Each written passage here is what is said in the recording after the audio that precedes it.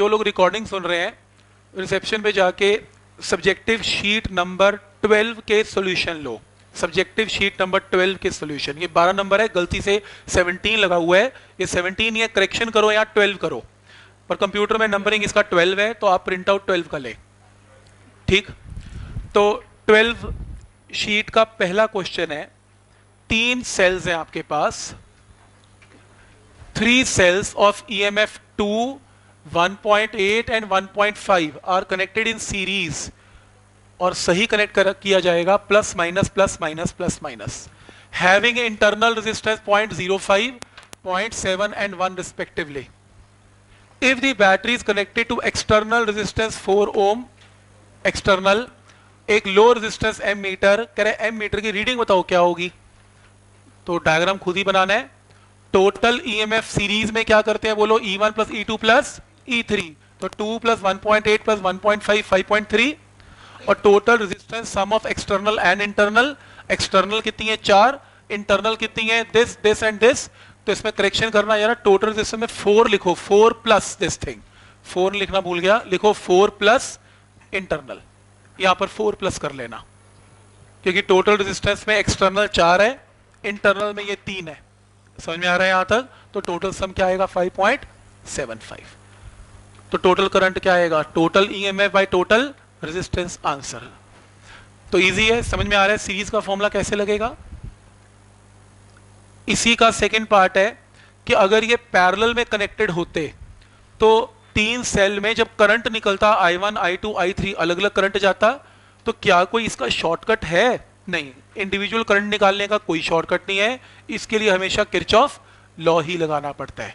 तो हमारे पास equivalent EMF निकालने का शॉर्टकट तो है, पर हमारे पास करंट निकालने का कोई शॉर्टकट नहीं है। क्वेश्चन नंबर 2 की बजाय पहले क्वेश्चन नंबर 3 देखेंगे प्लीज।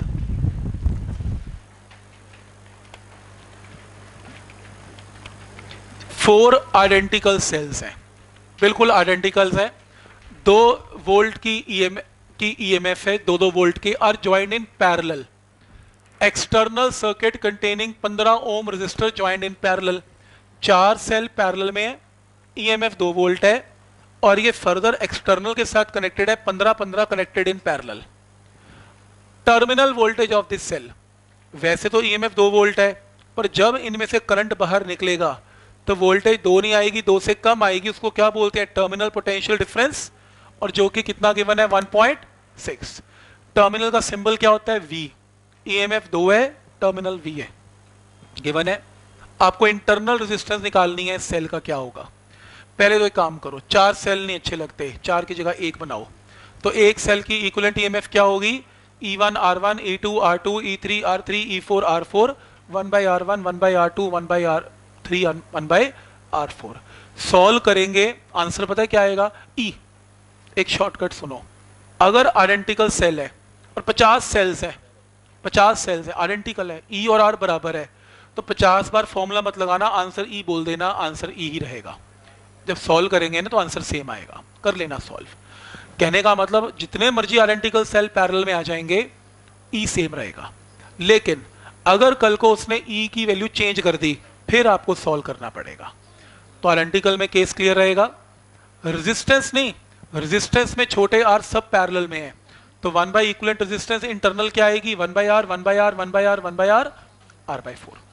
तो जो नई बैटरी बनेगी उसकी इक्विवेलेंट ईएमएफ क्या बनेगी, E, और इक्विवेलेंट इंटरनल रेजिस्टेंस क्या बनेगी, R/4, और ये दोनों पैरेलल में है 15-15, तो क्या आएगा 7.5। क्या ये पॉइंट क्लियर है। बैटरी लगानी आ गई, इक्विवेलेंट बैटरी, ठीक।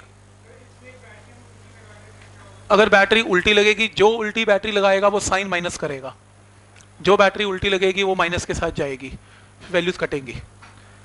पॉइंट समझ में आ रहा है, आगे आएगा, उल्टी भी लगेगी इसमें असाइनमेंट में, पर जो उल्टी लग गई सीरीज या पैरेलल वो साइन माइनस में चला जाएगा, कोई डाउट इसमें।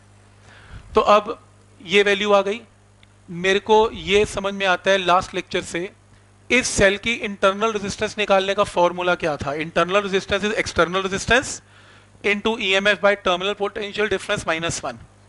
आर इक्विवेलेंट किसके इक्वल है, इंटरनल रेजिस्टेंस R/4 है, एक्सटर्नल रेजिस्टेंस कितनी है 7.5 है, ईएमएफ कितनी है 2 है और टर्मिनल कितना है 1.6 है।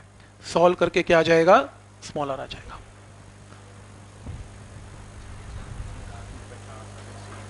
सेम है, फिर तो करना पड़ेगा, फिर नहीं अगर हाँ वो तुम शॉर्टकट अपने आप लगाना, वो हो सकता है, पर अदरवाइज नहीं करना पड़ेगा। अगर ई डिफरेंट है फिर तो करना ही पड़ेगा। 25 आएंगे भी नहीं, 2-3 ही आते हैं, ठीक। पर ये पॉइंट समझ में आया कैसे किया। तो एक सेल बना लिया, एक सेल की इंटरनल रेजिस्टेंस का फॉर्मूला लगा लिया एक्सटर्नल के साथ, और ये मुझे मालूम है R/4 है, तो यहां से small r can be calculated. इससे ऊपर वाला क्वेश्चन बिल्कुल सेम है, बस फर्क ये है कि इसमें सेल 4 नहीं है, इसमें सेल सिर्फ 2 है। तो आपको कुछ नहीं करना, इसमें ये 2 सेल्स हैं, इन 2 सेल की जगह एक वैल्यू लगाएंगे, शॉर्टकट आपको आता है। ये आइडेंटिकल सेल्स हैं, तो बताओ यहां पर E इक्विवेलेंट की जगह क्या लिखेंगे 1.5 वोल्ट, और R इक्विवेलेंट क्या होगा R/2। R और R पैरेलल में है तो R/2, ठीक। और ऊपर 17 और 17 पैरेलल में है तो क्या लगेगा 8.5, तो R इक्विवेलेंट क्या आएगा 8.5। क्वेश्चन वही है, इसका छोटा r निकालो।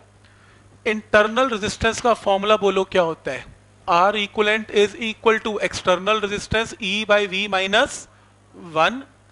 R equivalent will be equal to external 8.5 है, EMF कितनी है 1.5 है, और टर्मिनल पोटेंशियल डिफरेंस कितना है 1.4 है, -1। R इक्विवेलेंट की वैल्यू सॉल्व करके आ जाएगी 0.6, पर R इक्विवेलेंट किसके इक्वल है R/2, स्मॉल r क्या आएगा 1.2। तो पैरेलल सीरीज का कॉन्सेप्ट समझ में आ रहा है। इस पूरी असाइनमेंट में आप मानोगे नहीं, बस यही करते रहेंगे। 4 बैटरियां, एक लगा दो, कोई उल्टी कोई सीधी, एक लगा दो, फिर यही फॉर्मूला लगा दो, फिर एक लगा दो, फिर ये लगा दो, एंड यही होएगा। पॉइंट समझ में आ रहा है यहां तक, कोई डाउट इसमें? अच्छा, अब टेस्ट 2 बार से बोल रहा हूं, ले नहीं रहा। अब एक कहानी थी शेर आया वाली, जो शेर आया, अब एक दिन तो आएगा ही, और वो दिन सैटरडे का फिक्स हुआ है, और उस दिन आएगा, ठीक। तो टेस्ट तो होगा, लंबा टेस्ट होगा, 50 मिनट का टेस्ट होगा कम से कम, क्योंकि अब पुराना टेस्ट भी है, और ये जो 2 लेक्चर हुए आज तक ये भी इंक्लूडेड है। तो सैटरडे को जो टेस्ट होगा क्लास में, वो उसमें पुराने कैपेसिटर से लेके जो मैंने लिस्ट बना के दी थी व्हाट्सएप पे, मैं आज फिर सेंड करूंगा, नई लिस्ट बना दूंगा कि क्या क्या टॉपिक्स आपको कवर करने हैं, वो आप पूरा कवर करना, अगली बार टेस्ट देना। जो लोग एब्सेंट रहेंगे कोई बात नहीं, कोई दिक्कत नहीं, हो सकते हैं। जो लोग फेल हो जाएंगे, 2-4 नंबर हम पढ़ के नहीं आए, हमारा केमिस्ट्री में टेस्ट है, मैथ में टेस्ट है, आउट ऑफ स्टेशन है, गेस्ट आ गए थे, जाना पड़ गया था, बीमार हो गए थे, कोई बात नहीं, फेल हो जाओ, संडे को नहीं, फिर तो छुट्टियों के अंदर ही पेरेंट्स को फ़ोन करके बुलाएंगे और रीटेस्ट लेंगे, तो छुट्टियां मनाएंगे इकट्ठे बैठ के, तो रीटेस्ट होगा, राइट। छुट्टियों के अंदर लैब का टाइमिंग व्हाट्सएप पे सब इंक्लूडेड है ना, प्लीज़ ऐड हो चुके हैं, कोई ऐसा तो नहीं जो नहीं है, वो प्लीज़ आज नंबर लिखवा के जाएगा अभी। तो छुट्टियों में टाइमिंग लैब का क्या रहेगा, 17 से स्टार्ट है संडे के बाद। पहला स्लॉट होगा सुबह 10 से लेके 2 बजे तक का, फर्स्ट स्लॉट है। 25 सिस्टम लगाएंगे हम, क्लास के अंदर लगा देंगे, 25 लोग इकट्ठे आ सकते हैं। और सेकेंड स्लॉट होगा शाम को 4 के बाद, 2 से 4 के बीच में लैब बंद रहेगी, ठीक। मैं आपको पूरा बताऊंगा किस डेट पे, कौन सी डेट्स पे कब खुली होगी लैब, आपको व्हाट्सएप पे आ जाएगा, जिसने जब सुनना है वो आ सकता है, कोई दिक्कत नहीं, ठीक है। तैयारी